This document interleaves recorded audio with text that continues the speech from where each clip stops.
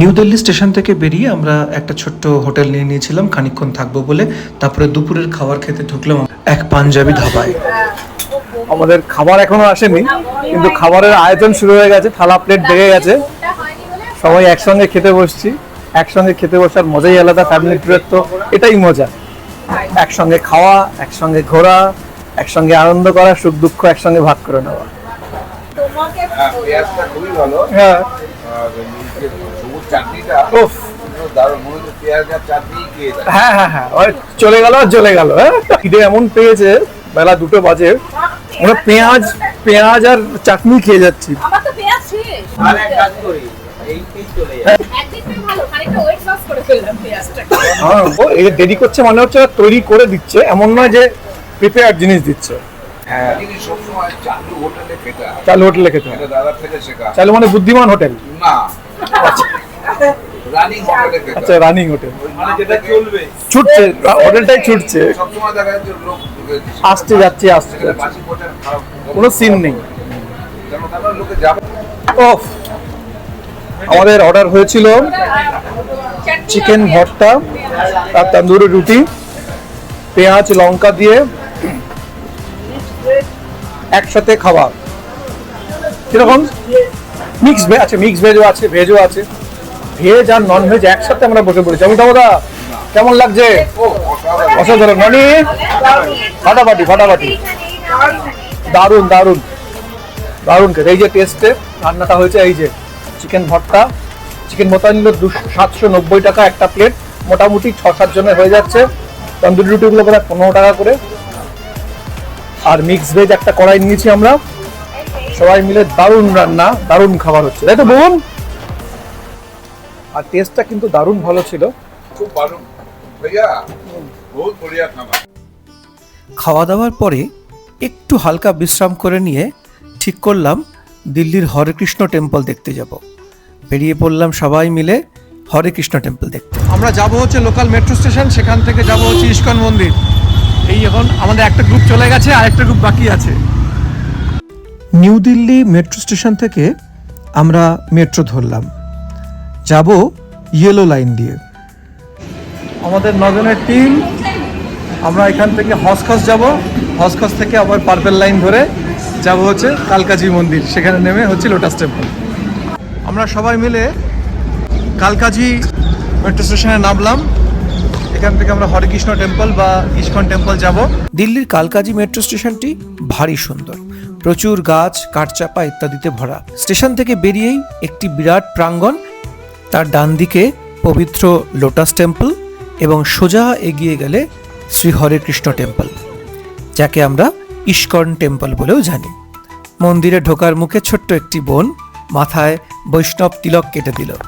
বন্ধুরা, আজ আমি উপস্থিত হয়েছি দিল্লির রাধা পার্থসারথী মন্দির বা হরে কৃষ্ণ মন্দির।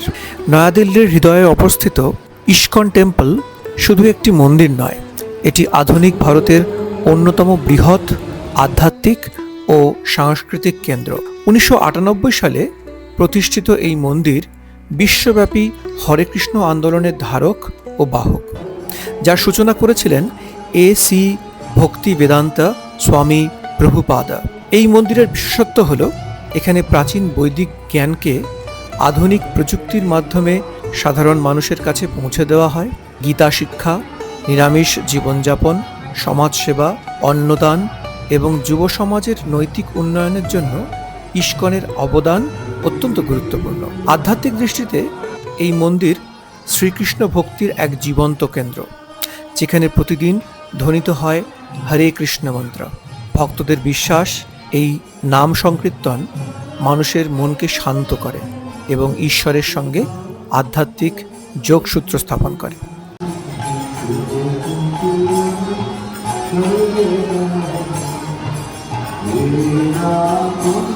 বন্ধুরা, দিল্লির ইস্কন টেম্পল দেখার পরে Maharana Pratap ISBT Kashmiri gate bus stand থেকে আমরা এই ফার্স্ট ট্র্যাক বাসটিতে উঠে পড়লাম।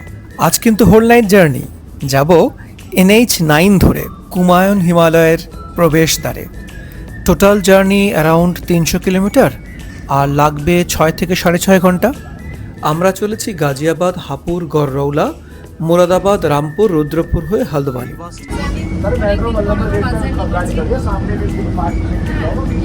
হোল নাইট, অনেকটাই চলে গেছে। হ্যাঁ হোল নাইট জার্নি কিন্তু। হ্যাঁ, সেটা ঠিক আছে। বেশ অনেকটা চলে গেছে। আমরা কালকে সকাল 6:30টার সময় আশা করছি ভালোই হবে। একটা জায়গায় গিয়ে পৌঁছাবো, হ্যাঁ, সেখানে পৌঁছে সেই জায়গাটার নাম বলবো, তাই তো? হ্যাঁ। আচ্ছা, তো একটা ছোট্ট হিন্ট দিতে পারি। কি হিন্ট দিতে পারি? আমরা গরম থেকে ঠান্ডায় যাচ্ছি। ঠান্ডায় যাচ্ছি, ওকে, আমরা অল্টিটিউড গেইন করবো। Altitude. ঠিক ঠিক ঠিক ঠিক। গুড ইভিনিং বন্ধুরা, আমাদের বাস ছাড়লো নিউ দিল্লির ISBT বাস স্ট্যান্ড থেকে। আর আমাদের গন্তব্য না ঠিক এখনও সেটা বলবো না। আমরা কালকে সকাল 6:30 নাগাদ এক হিল স্টেশনে পৌঁছাবো। তার আগে 1 ঘন্টা পরে আমাদের একটা ছোট্ট বিরতি। ঘড়িতে এখন বাজে 10:55। বাস ছাড়ার সময় ছিল 10:30।